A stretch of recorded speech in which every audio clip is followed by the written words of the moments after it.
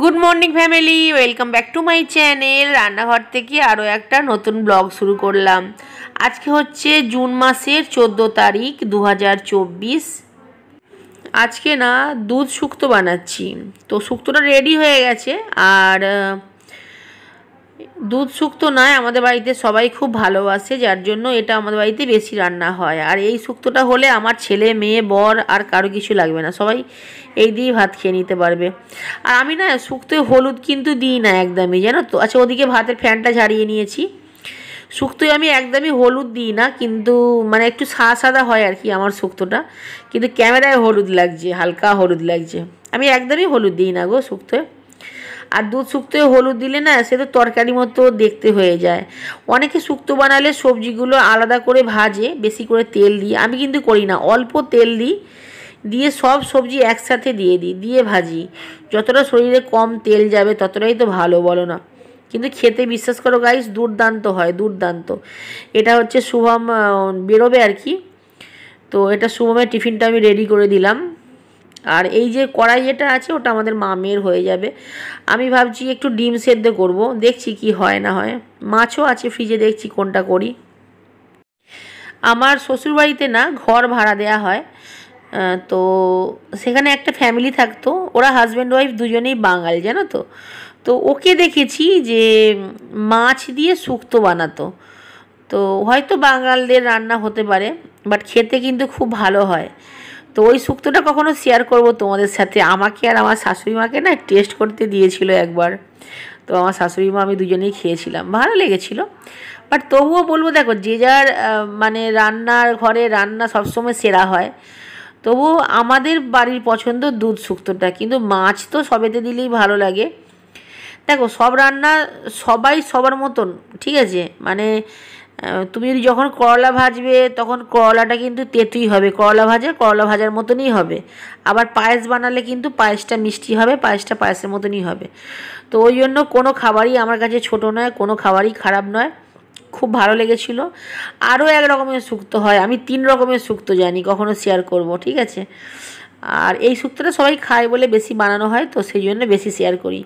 সপ্তাহে 2 দিন 3 দিন শুক্তো আমাদের হয়ে যায়। আগের দিন যখন ভাই এসেছিল, তো জুনের পাপা তো জানতোই না যে কী রান্না আমি অ্যাকচুয়ালি করেছি আমার ভাইয়ের জন্য বা ভাইয়ের বউয়ের জন্য। তো ওকে যখন খেতে দিয়েছিলাম পাট শাকের বড়া আর শুক্তো, আমাকে বলছে খেতে খেতে, ওরাও কি এই খাবে? মানে ওর কাছে মানে রান্না ঠিক আছে, এবার ওগুলো তো শুধু শুক্তো দিয়ে ভাত তো আর কুটুমকে দেওয়া যায় না। কুটুমই বলো আত্মীয়ই বলো, দেওয়া তো যায় না কাউকে ঝট করে, বাড়ির লোক ঠিক আছে। তো আমি বললাম না না, মাংস করেছি। তো এই হচ্ছে ব্যাপার। তো ও তো ওর জানেই না কখন কি রান্না হচ্ছে, কখন কি কাজ সারছি। অ্যাকচুয়ালি এই লোকের সামনে আমি দেখিয়ে দেখিয়ে কাজ করি না, আমার আমার ফোকাস থাকে কাজে, কাজটা আমায় করতে হবে, এই টাইমের ভেতরে এই কাজটা আমায় করতে হবে। তো যার জন্য আমাকে কেউই খুব একটা কাজ করতে দেখে না, কারণ লোকের সামনে ওই নড়ে নড়ে লোককে দেখাবো দেখো আমি কাজ করছি, ওটা আমার পছন্দ নয়। আমাকে করতে হবে, আমার টাইম বাই টাইম আমি করে নেব। যার জন্য অনেকে বিশ্বাসই করে না যে আমি কাজ করি বলে, ভাবে হয়তো এত বড় বডিটা নিয়ে ওর, তার মানে ওর ছেলে মেয়ে সব করে গো, রান্না বান্না বলে বলে বলে। মানে আমাদের বাগনানে চারিদিকে লোক ছড়িয়ে দিয়েছে যে আমার ছেলে মেয়ে রান্না করে আমায় খাওয়ায়, ঠিক আছে, আমার ছেলে মেয়ে ঘরে কাজ করে, আমি কিছু করি না। আমাদের আন্দোলতেও ব্যাপারটা ছড়িয়ে দিয়েছে। মানে এইসবগুলো ছড়ানোর জন্য না লোক থাকা দরকার, জানো তো, এগুলো একটা ট্যালেন্ট। মানে এই রকম ট্যালেন্ট আছে কিছু কিছু মানুষের, ওই যে আগের ব্লগে বললাম আমি কুচুটে, তো এইরকম কুচুটে মানুষদের এইরকম ট্যালেন্ট থাকে, ঠিক আছে। যাই হোক, তো তোমরা যারা ভালোবাসো আমায় তাদের জন্য বলছি, আমার সংসারের কাজ আমিই করি, বাইরে আমি বেরোই না, খুব একটা বেরোই নাই বলা চলে একদম। কিন্তু আমার ঘরের ভিতরে সমস্ত কাজ, পুরো পুরো সংসারটা হ্যান্ডেল আমিই করি। আমার বর খালি পয়সা দিয়ে একদম সরে যায়, বাকি টোটালটা আমি হ্যান্ডেল করি। তো যাই হোক, 2টো বাচ্চা সামলানো, 2টো বাচ্চা মানুষ করা, ছোট থেকে সংসার সামলানো, বাজার হাট, টোটাল সেটা অত ইজি নয় গাইজ। যারা করে তারা জানে। আর যারা পরের ভরসায় নির্ভর করে আর কি, তারা এই ধরনের কমেন্ট করে, এই ধরনের কুচুটেপোনা করে।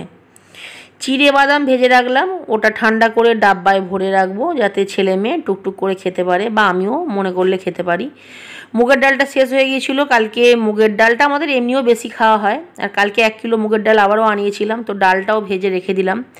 এখানে জুন চা বানাচ্ছে, তো আমাকে চাটা জুনই বানিয়ে দেয়। কী হয়েছে জানো তো এইবারে গাইস, তো আমি তো চা বানাতে অ্যাকচুয়ালি ভুলেই গেছি, তার কারণ আমাকে জুনই চা বানিয়ে দেয়। তো ওর পাপাকে যখন প্রথম দিন চা বানিয়ে দিয়েছিলাম আমি, তো ওর পাপার ভালো লাগেনি, কিন্তু ওর পাপা খুব ভালো এইবারে চা বানিয়েছে। অন্যবারের থেকে এইবারের চাগুলো আমার আরও ভালো লেগেছে।